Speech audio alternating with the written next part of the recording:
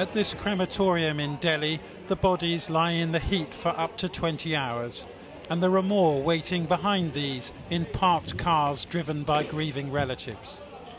The funeral pyres are so busy that families crisscross India's capital looking for any available space, some of them renting fridges to stop their loved ones from decaying. At another crematorium in the city, there are at least ambulances available to ferry the dead, though they are piled high inside. And then another queue for hours before they can be burned. India's official death toll is nearly 200,000 now, and these fires are constant, perhaps the most damning indictment of the Indian government's handling of this crisis to date.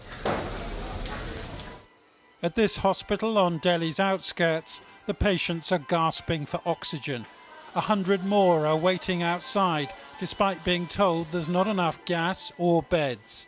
Their best hope is that if somebody here dies, then that will free up a place.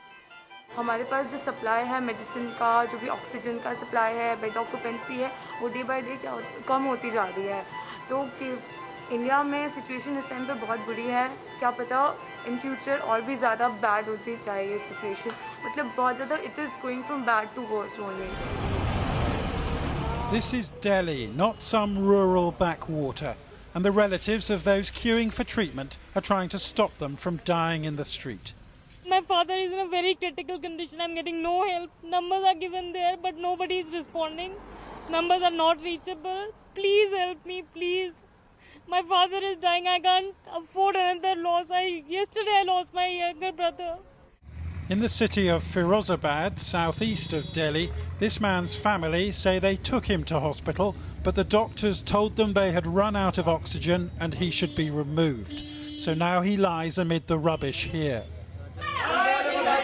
In Bareilly, another city in Uttar Pradesh, these hospital staff are conveying the same message to furious relatives, that with no gas there is no chance of life, and not surprisingly, they can't bear hearing it. The first delivery of breathing equipment arrived from the UK today, a humiliation for Prime Minister Modi, whose favourite slogan is a self-reliant India. And what use being the world's biggest vaccine producer when the vaccine rollout has come so disastrously late? Astonishingly, the Hindu festival of Kumbh Mela was allowed to continue along the river Ganges today, a super-spreading event in a country where the official tally of 320,000 new COVID cases takes no account of the lack of testing. और सभी लोग अपना खुद अपनी care करें, mask लगा के रहें, सफाई का ध्यान रखें। माँ गंगा मैया सब पे अपनी कृपा बनाए रखेगी। If you wondered what the worst case scenario from this global pandemic might look like, then Ghaziabad, east of Delhi, comes close. And who knows how many thousands of Indians are living and dying like this. And who knows how many funerals. Beyond this Delhi crematorium, makeshift cremations in parks and car parks in a country incandescent with grief.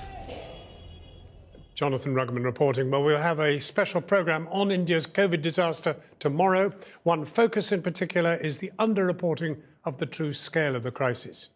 Our health and social care correspondent Victoria McDonald joins us now from the newsroom. Victoria. I think there is widespread agreement that the death toll and the case numbers are likely to be seriously underreported. John, well, I've been speaking today to some mathematical modellers at the University of Michigan who have devised a programme to try and measure the true toll. Their modelling shows deaths could be 2 to 5 times higher than those being officially reported, and the case numbers, well, they estimate 10 times higher. Although there are those who think even that is an underestimate. Now, some of the reasons for this discrepancy will be obvious. Inadequate testing, whether some states are not including people who had underlying health conditions, even if COVID is what killed